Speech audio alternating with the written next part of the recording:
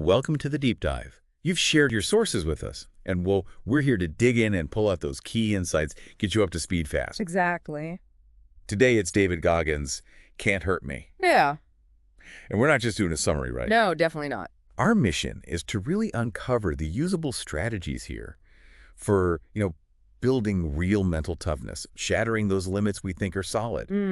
You told us you want efficient, deep understanding, and that's what we aim to deliver, drawing from Goggins' pretty intense life story. Yeah, and what's really striking about Goggins isn't just the what he overcame, but the how. He really forged a specific method, Right. his life, which started with some serious hardship that became his, ultimate testing ground. So for you listening, this dive is about finding the practical stuff, how his mindset might actually connect to your life. Okay, let's get into it then. A core idea right off the bat. Radical self-honesty. He calls it the accountability mirror. What exactly is that? And maybe how could you, listening, actually use something like it? Right. So the accountability mirror, it's pretty raw.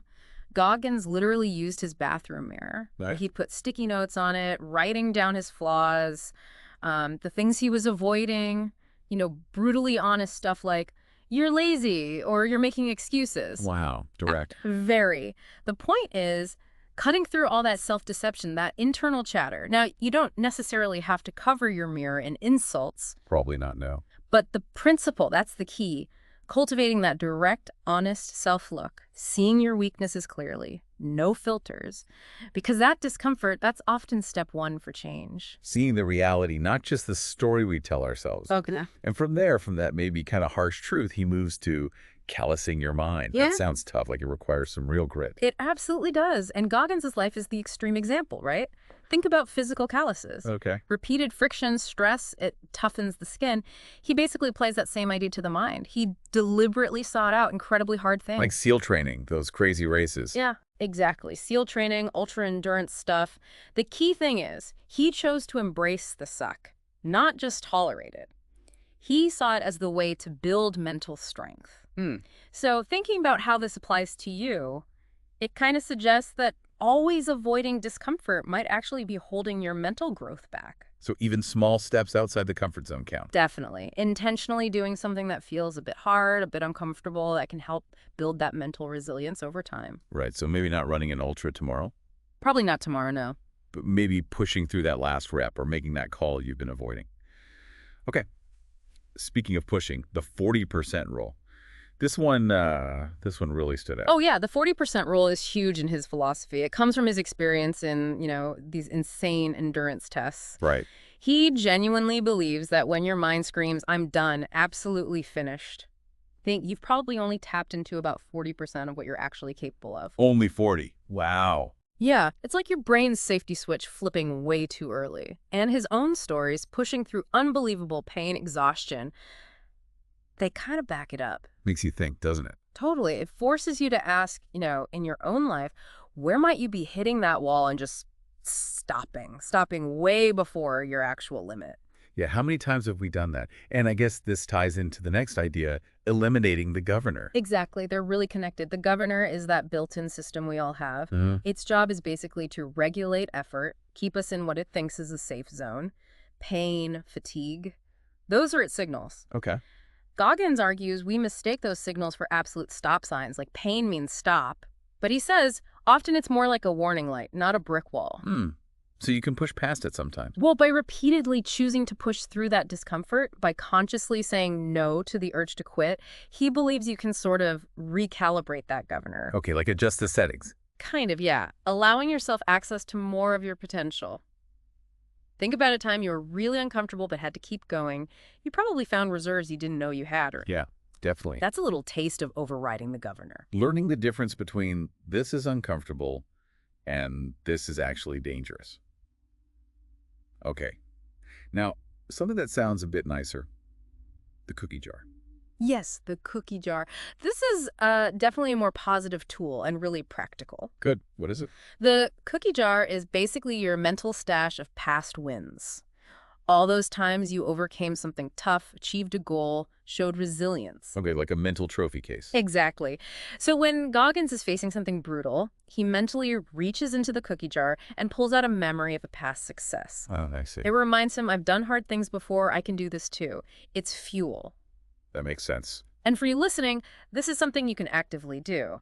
Take time to remember your own victories, big or small, maybe even write them down. Like actually make a list. Yeah, why not? Then when you hit a rough patch, pull out that list. Use those past wins as proof you can handle the current challenge. Building your own resilience highlight reel. Mm-hmm.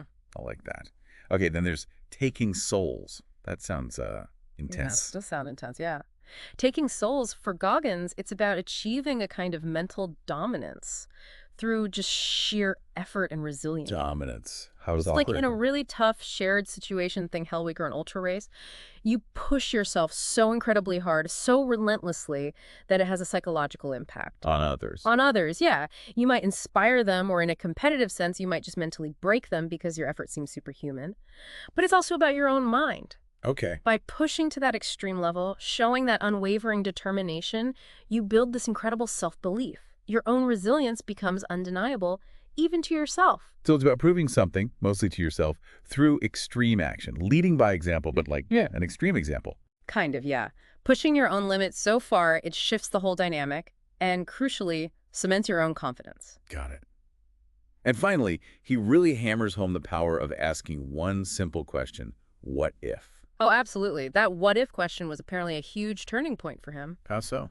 While facing a future that looked pretty bleak based on his past, abuse, poverty, learning struggles, he started asking, what if I could be different? What if I could do things nobody, including me, thinks I can? Challenging the narrative. Exactly. It just cracked open possibilities he hadn't allowed himself to consider. It shifted his whole mindset from this is how it is to what could be. It fuels that drive. And stops you being limited by fear of failure. Precisely. It focuses on the potential upside, not just the risk. So for you listening, what are your own what-if questions? What things have you maybe dismissed? What if you actually went for them? Daring to ask is sometimes the first step. It's about rewriting that internal script, those assumptions about your own limits. Okay, now, to really get the weight of these ideas, we should touch on some of the actual challenges Goggins faced. Oh, definitely. Because his story isn't just theory. It's grounded in some unbelievable adversity. Unbelievable is the right word. His principles weren't cooked up in a lab. They were forged in fire, really. You mentioned the tough start, abuse, poverty, racism. That was his childhood. Yeah. And then just getting into the SEALs, losing 106 pounds in under 3 months. It's insane, the discipline required for that alone. It's immense. Punishing workouts, extreme diet. That one feat shows incredible will before he even started the main challenge. And SEAL training itself, Hell Week. He didn't just do it once. Nope, 3 times. 3. I mean, most people who make it through consider the hardest thing they've ever done, period. And it is. It's designed to break you, physically and mentally, doing it 3 times. Yeah. It just speaks volumes about his ability to push past what seems humanly possible. And his career path itself, Air Sure. Force, Army Ranger, Navy SEAL. Right, a trifecta of elite military service. But then he didn't stop. The ultra-endurance world. That pull-up record. Over 4,000 pull-ups in 24 hours. 4,030. It's just staggering. And running ultra-marathons, these 100-plus mile races, often with injuries like broken bones in his feet, kidney issues. It almost sounds made up. It really does. But these are documented achievements. They're the concrete proof behind the principles. It shows these ideas in action under the most extreme pressure. It's an incredible story. But like we said, he argues this resilience isn't exclusive to him. He gives tools, right? Uh-huh. Let's quickly recap those practical takeaways for you listening. Yeah, absolutely. He offers a framework, the accountability mirror, that direct self-assessment tool. Right. Then the after-action report. After a failure or setback, actually analyze it. What went wrong? What did I learn? How do I adjust next time? So learning from mistakes, not just feeling bad about them. Exactly. Building your cookie jar, actively remembering, and maybe listing your past wins to draw strength from. Mm-hmm. The 40% rule challenge, intentionally pushing just a little further than comfortable in everyday things to test those perceived limits. Small tests, building up. And using visualization, mentally preparing for challenges, rehearsing success, anticipating obstacles, that builds confidence. These are all things you can actually start doing. like today. Uh-huh. In Goggins' book, it's full of these really punchy quotes, almost like mantras. Two really stuck out. Yeah, he has a way with words. The first one, suffering is a test. That's all it is. Suffering is the true test of life. Hmm. Powerful reframing. It really shifts the perspective, doesn't it? Hardship isn't just something bad to avoid. It's an opportunity, a crucible that reveals what you're made of. Your response is the key. And the second one. You are in danger of living a life so comfortable and soft that you will die without ever realizing your true potential. Oof, that's a wake-up call. It really is. It challenges you directly. Yeah. Are you settling for easy? Are you maybe leaving vast amounts of potential untapped because you're afraid to push? Heavy stuff. Makes you think. Okay, so pulling it all together. Mm-hmm. What's the real core message you should walk away with from Can't Hurt Me? I think the core is this potent mix of radical self-awareness, intense mental discipline, and just a relentless refusal to accept perceived limits. Right. Goggins' life basically screams that the limits we feel are usually much tighter than our actual capabilities. He shows that by facing weaknesses head-on, consistently choosing discomfort, building that mental toughness brick by brick, you can achieve things that seem impossible right now. So circumstances don't define you. Exactly. They influence you, sure, but they don't define your potential. It's how you respond to them, your willingness to push back against doubt and perceived walls that shapes who you become. It's really a manual for building grit. A powerful message. So, okay, final thought for you listening right now. Think about one area in your life, just one, where you feel like you've hit a limit, a ceiling. Mm-hmm. Based on what we've talked about, Goggins' ideas. Mm-hmm. What's maybe one small thing you could do, even today, to test that 40% rule? To push just a tiny bit further. Just a nudge. Yeah, just a nudge. Give it some thought.